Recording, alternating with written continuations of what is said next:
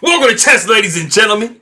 All right, man, I appreciate you guys very much for stopping by. So, I figured I'd grab a Wesley So game versus Nils Grandelius.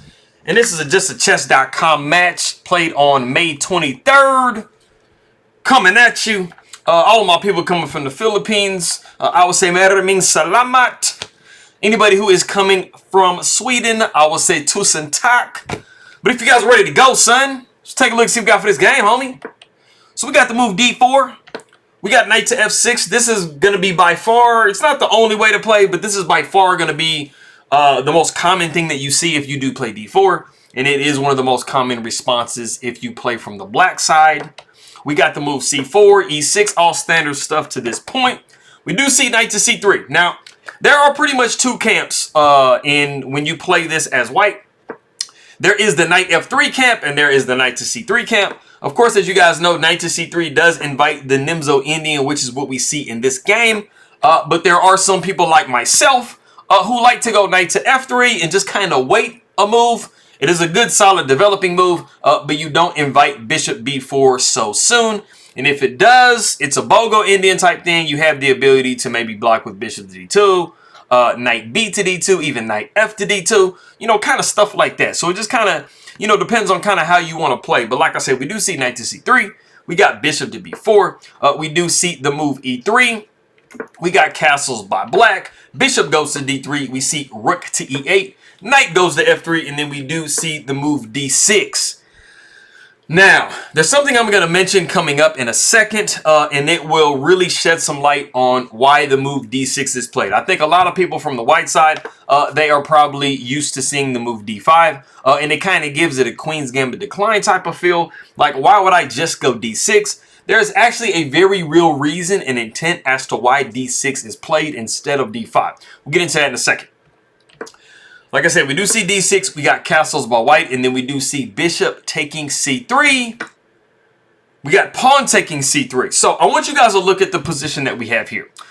Something that you probably should notice is that white does have double pawns on the c-file. They do kind of have like a mass of pawns in the center of the board. And this is the exact reason why d6 is played. Basically, when you're in this position here and you see d6 played up by black, black is basically preparing to go bishop takes c3, and then you can take pawn takes c3. And they are not trying to allow white an escape from their double pawn situation. If we go back in this position here and we play something like d5, then we have castles by white because they're not worried. We got bishop taking and then pawn taking.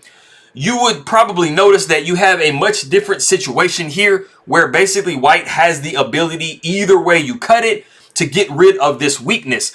They can always go pawn takes d5, or they can just simply allow pawn takes c4, and then you guys see either one of those situations corrects your pawn chain. So like I said, when you do see the move d6, you basically see that black is not trying to give you this out.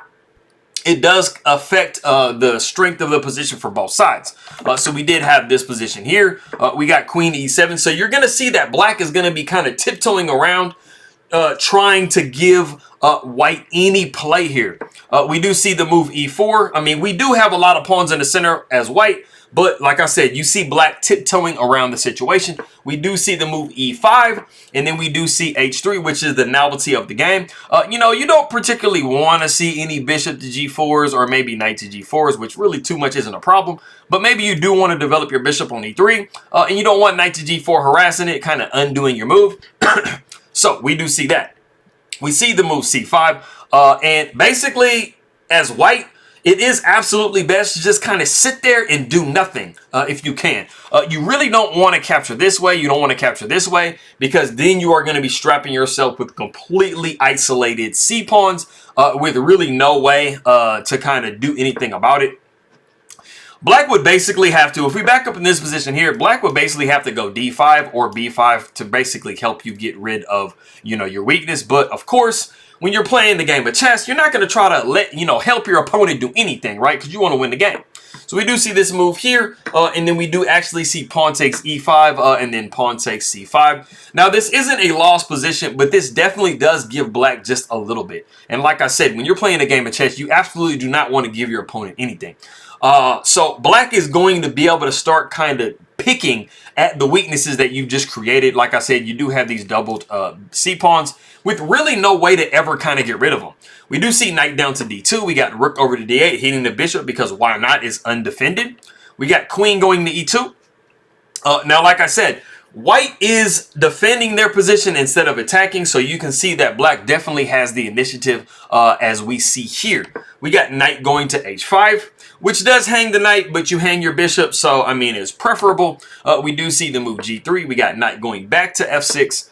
We do see the move h4, and then we do see knight to c6. And the interesting thing I want to point out in their position also is you do kind of have a lot of like square weaknesses around this king. And the bishop is kind of offsides a little bit over here. You ideally would want to have a situation like this, kind of like a fianchetto. So you do have to watch that stuff too. We got rook going over to d1. We see bishop to e6. Knight goes to f1. We see rook takes d3. Now, of course, as black, you're hoping that rook takes d3. You're sacrificing the exchange. You're going to want to try to get it back. But we do see queen taking d3. Rook goes over to d8. We see queen to e2. Rook takes d1. Queen takes d1. And then basically black has the ability to just kind of pick and choose where do they want to attack. Do they want to hit this e4 pawn or do they want to hit this c4 pawn? You see that in white's position, these are the biggest weakness that white has. So you definitely want to leave them alone. And that is why you see Grandelius go knight takes e4. You are going to always be able to kind of add pressure to this c4 point. And it's going to be really hard for white to really kind of like, you know, get a defense going. We do see queen going to d3. And if you notice, black has a really healthy pawn structure and white is the one with the very serious weaknesses. We do see knight back to d6. And like I said, black is not wasting any time hitting these weaknesses on the white side of the board. We do see knight e3 just in time, but is it going to be enough? We do see the move e4. Queen goes down to e2, and then we do see knight to e5. And you see that there is a little bit too much pressure on this c4 pawn. There isn't a way for white to defend it any further. So we kind of have, something has to give. We do see knight going to d5, queen sidestepping over to d7. It is a little bit better than taking here because you are basically just allowing white to correct their structure. Like I said, you always want to try to avoid situations where you're helping your opponent get rid of weaknesses. You want to kind of keep them rolling. So like I said, queen went to d7. We do see bishop to f4. And we have actually reached a position in the game. Black has a completely killer blow in this position. So if you want to pause the video and try to guess that move, go ahead and do so.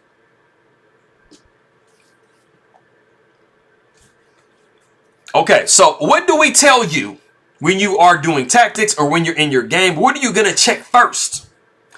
Checks, exactly. So if you thought of that, then you would be noticing this move, a knight to f3 with check. You can't take the piece, so you really kind of have to move your king. Now, there is a much better move to make, and that move is king to d2, but we actually didn't see it come up in the game immediately. We did see the move king to h1, and this actually puts white in a very, very dire position.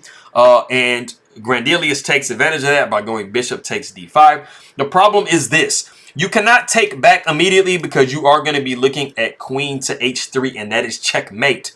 Like I said, it was much better to go to g2 to take away the possibility of that going on. And then you can recapture on d5. So basically, white just has to go down an entire piece. We do see king up to g2 now. So we kind of did a triangle. This is not really when you want to triangulate your king, though. We do see bishop taking c4 because why not continue to take more material? We do see queen going down to d1. We got bishop to d3, and it is in this position that Wesley So resigns the game.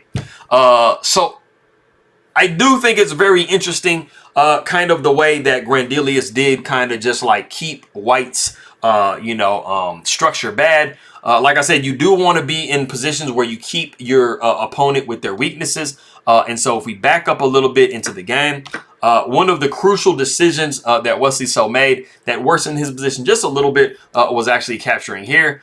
You definitely would like for black to do that because then you can kind of get rid of your weaknesses. But we do have a weak pawn on e4.